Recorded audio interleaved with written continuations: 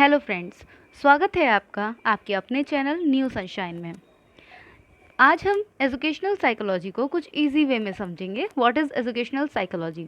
इससे पहले मैंने एजुकेशन पर वीडियो बना दी है, what is education, and psychology पर भी वीडियो पड़ी हुई है, व्हाट इज़ साइकोलॉजी। लेकिन यहाँ पर बात आती है एजुकेशनल साइकोलॉजी। जो भी स्टूडेंट बीएड, बीएलएड या डीएलएड कर रहे होंगे उन्हें पता है सारा का सारा बीएड, बीएलएड और डीएलएड का जो बेस है वो एजुकेशनल साइकोलॉजी पर ही टिका है। तो हम आज इसको देख लेते हैं। Psychology related to education. This is the means of educational psychology. Educational psychology क्या है? तो educational psychology वो psychology है जो relate करती है education से, ठीक है।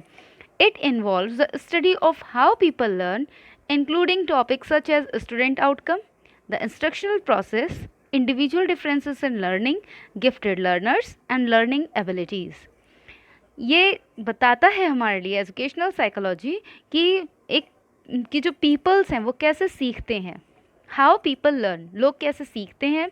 इसके अंदर कुछ टॉपिक्स इंक्लूडेड रहते हैं, जैसे कि स्टूडेंट्स आउटकम, स्टूडेंट अपने अंदर से किसी भी चीज़ को, आउटकम क्या है स्टूडेंट का। द इंस्ट्रक्शनल प्रोसेस, इंस्ट्रक्शन की प्रोसेस क्या है। Individual differences in learning, learning के जितने भी इंडिविजुअल डिफरेंसेस होते हैं, जैसे कि एक बच्चा है, दो बच्चों को अगर हम खड़ा करें और हम अगर उसे एक ही चीज़ को समझाएं तो ऐसा नहीं है कि दोनों सेम चीज़ें सीखेंगे, नहीं, दूसरे की कैपेसिटी कुछ और होगी सीखने की और दूसरे की कुछ और। तो इंडिविजुअल डिफरेंसेस हैं ये लर्निंग के, किसी को कुछ अच्छा लगता है, किसी को कुछ अच्छा लगता है, किसी को कुछ समझ में आ रहा है, किसी को कुछ समझ में आ रहा है, सभी एक जैसे नहीं हैं। And gifted learner, gifted learner means जिनको बहुत अच्छी, जिनकी इंटेलिजेंस है, वो हमारे गिफ्टेड लर्नर्स हैं। एंड लर्निंग एबिलिटीज़, सभी की लर्निंग एबिलिटीज़ क्या क्या हैं वो। चलिए इसको आगे देखते हैं।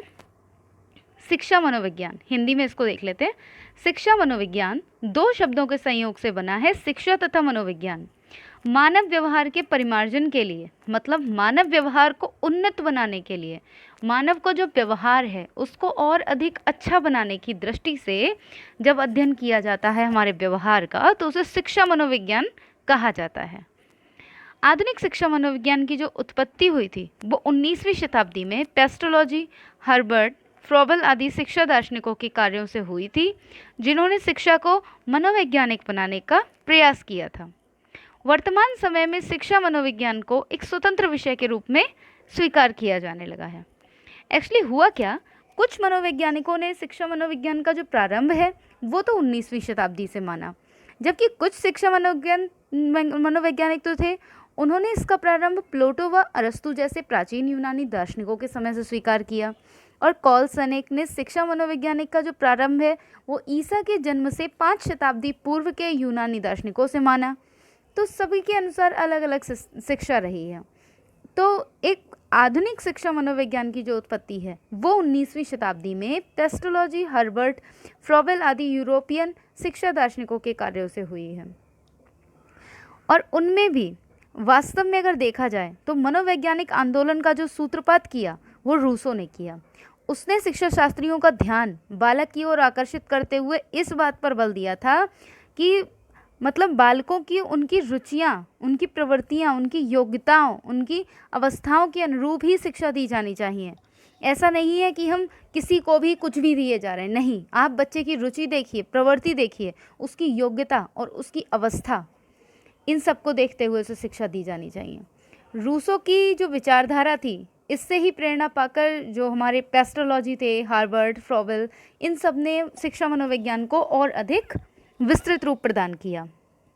तो अगर हम देखा जाए तो इसके साथ साथ 20वीं शताब्दी में शिक्षा मनोविज्ञान की एक स्पष्ट शाखा के रूप में विकसित हो चुकी थी। 20वीं शताब्दी में हमने, जैसा कि पहले साइकोलॉजी के चैप्टर में हमने पढ़ा था कि जो हमारी मनोविज्ञान था उसे पहले आत्मा का विज्ञान कहा जाता था 16वीं शताब्दी में। 17वीं शताब्दी में उसको मस्तिष्क का विज्ञान कहा गया। चेतना के विज्ञान के रूप में 19वीं शताब्दी में माना गया और 20वीं शताब्दी में उसे व्यवहार के विज्ञान के रूप में मान लिया गया। इसके संदर्भ में वुडवर्थ ने अपनी एक परिभाषा भी दी थी कि सर्वप्रथम मनोविज्ञान ने अपनी आत्मा का त्याग किया, फिर इसने अपने मस्तिष्क का त्याग किया, फिर इसने अपनी चेतना का त्याग किया और अवयव व्यवहार की विधि को स्वीकार करता है। ये हमने लास्ट वीडियो में हमने पढ़ा था, मैं वीडियो का लिंक डाल दूंगी, आप देख लीजिएगा। तो ये हमारा था 20वीं शताब्दी में शिक्षा मनोविज्ञान को एक स्पष्ट शाखा के रूप में माना जाने लगा और आज तक माना जा रहा है। लेकिन थॉर्नडाइक को प्रथम शैक्षिक मनोवैज्ञानिक कहा जाता है। थॉर्नडाइक को प्रथम शैक्षिक मनोवैज्ञानिक, जॉन डीवी जो थे, वो जॉन डीवी नाम के जो अमेरिकी शिक्षा शास्त्री थे, उन्होंने शिक्षा के क्षेत्र में महत्वपूर्ण मनोवैज्ञानिक चिंतन किया तथा शिक्षा प्रक्रिया पर अविस्मरणीय प्रभाव डाला। तो इसके साथ ही शिक्षा मनोविज्ञान जो है वो वास्तव में है क्या, इस प्रश्न का उत्तर सभी मनोवैज्ञानिकों ने, शिक्षा शास्त्रियों ने अपने अपने अनुसार दिया है। किंतु इनका जो कुछ लोगों ने जो विचार दिए हैं, कुछ की जो डेफिनेशंस हैं, वो आपको बता देते हैं। जैसे कॉलसैनिक के अगर माने तो कॉलसैनिक के अनुसार शिक्षा मनोविज्ञान जो है वो मनोविज्ञान के सिद्धांतों व परिणामों का शिक्षा के क्षेत्र में अनुप्रयोग है। मतलब जो शिक्षा मनोविज्ञान है वो मनोविज्ञान के सिद्धांतों को मानते हुए उसके परिणामों का जो शिक्षा के क्षेत्र में अगर आप उसका प्रयोग कर रहे हैं, मनोविज्ञान के सिद्धांतों और परिणामों का, तो वही शिक्षा मनोविज्ञान है। इंग्लिश में देखें तो educational psychology is the application of finding and theories of psychology in the field of education. ठीक है, इसी के साथ अगर स्किनर की बात माने तो स्किनर के अनुसार शिक्षा मनोविज्ञान मनोविज्ञान की वह शाखा है जो शिक्षण तथा अधिगम से संबंधित होती है। Educational psychology is the branch of psychology which deals with the teaching and learning. शिक्षा मनोविज्ञान वो है जो हमारे शिक्षण और अधिगम से जो मनोविज्ञान हमारा जुड़ा होता है उसको शिक्षा मनोविज्ञान कहते हैं। मतलब सभी दार्शनिकों ने अपने अपने अनुसार अपनी अपनी परिभाषाएं दी हैं। ठीक है, चलिए इसके साथ अगर हम देखें तो अब आज के ही टॉपिक में हम कवर करेंगे शिक्षा मनोविज्ञान के उद्देश्य क्या हैं। ठीक है, yes, AIIMS of educational psychology. तो शिक्षा मनोविज्ञान का जो मुख्य उद्देश्य है वो शिक्षा के उद्देश्यों की प्राप्ति में सहायता करना है। शिक्षा मनोविज्ञान का मुख्य उद्देश्य शिक्षा के जो उद्देश्य की प्राप्ति है उसमें सहायता करता है। ये शिक्षा का उद्देश्य व्यक्ति की अंतर्निहित शक्तियों का अधिकतम संभव, सहज, स्वाभाविक, सर्वांगीण विकास करके उसे समाज का उपयोगी नागरिक बनाना है।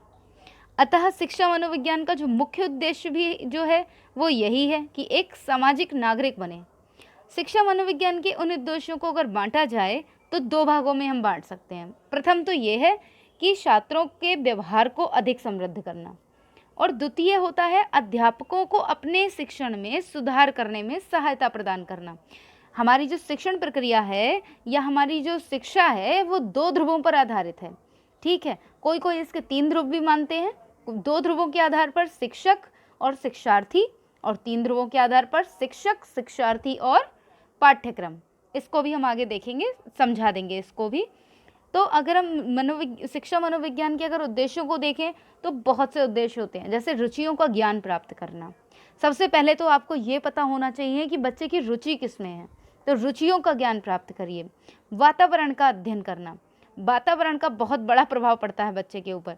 वह कहाँ रहता है, उसके चारों तरफ से क्या क्या आ रहा है, इन सब का बहुत प्रभाव पड़ता है कि उसके घर में क्या वातावरण है, वह क्या सीख रहा है, वहाँ से वह क्या ग्रहण कर रहा है। तो ये सब चीज़ों को, और सीखने की प्रक्रिया का अध्ययन, वह किस प्रकार से सीखता है, किस प्रक्रिया में सीखता है। सीखने की समस्याओं का अध्ययन, सीखने में किन किन समस्याएं आती हैं, इन सब का अध्ययन ये एजुकेशनल साइकोलॉजी में आता है। मानव विकास के विभिन्न पक्षों का अध्ययन। जो मानव का विकास होता है वह किसी एक दिशा में तो होता नहीं है, मानव विकास विभिन्न दिशाओं में होता है, विभिन्न पक्षों में होता है। नैतिक विकास, सार्वभौमिक विकास, और हमारा नैतिक विकास होता है, और शारीरिक विकास होता है, बौद्धिक विकास होता है। तो ये सभी विकास जो विभिन्न पक्ष होते हैं उन सभी का अध्ययन भी हम शिक्षा मनोविज्ञान के अंतर्गत ही करते हैं। इसके साथ साथ और भी बहुत सारे हमारे एम्स होते हैं एजुकेशनल साइकोलॉजी के। जैसे हमारी व्यक्तिगत भिन्नताओं का अध्ययन, ये तो हमने आपको बता ही दिया कि सभी व्यक्ति जो हैं वो एक जैसे नहीं होते हैं, सभी की अपनी अपनी भिन्नता होती है, हम इससे पहले भी पढ़ चुके हैं। सीखने की प्रक्रिया का अध्ययन कि किस तरह से सीखता है। ठीक है, और छात्रों के विशिष्ट व्यवहार का अध्ययन, सभी छात्र का अपना एक विशिष्ट व्यवहार होता है, उसका अध्ययन। तो ये सब हमारा शिक्षा मनोविज्ञान के अंतर्गत आता है। देखा जाए तो स्किनर के अनुसार, स्किनर कहते हैं कि शिक्षा मनोविज्ञान का जो सामान्य उद्देश्य है वो व्यवस्थित तथ्यों एवं सामान्य नियमों का एक ऐसा संग्रह प्रदान करना है जिसकी सहायता से शिक्षक सांस्कृतिक एवं व्यावसायिक लक्ष्यों को एक से अधिक प्राप्त कर सके, अधिक से अधिक प्राप्त कर सके। The general aim of educational psychology is to provide a body of formalized act and generalization that will enable the teacher to realize increasing both cultural and professional objectives. Friends, thank you. हम आज का ये topic यहीं पर ख़त्म करते हैं। आज हमने शिक्षा मनोविज्ञान का अर्थ समझा, शिक्षा मनोविज्ञान क्या है उसे समझा, और इसके अलावा हमने शिक्षा मनोविज्ञान के उद्देश्यों को देखा। ये संक्षेप में मैंने आपको बताया है। अगर इसमें कहीं किसी को कोई दिक्कत हो, कोई प्रॉब्लम, कोई डाउट हो तो आप कमेंट बॉक्स में कमेंट करके पूछ सकते हैं। Okay, thank you. और मेरे चैनल को सब्सक्राइब कर लीजिए और बेल आइकन को भी प्रेस कर दीजिए। Thank you.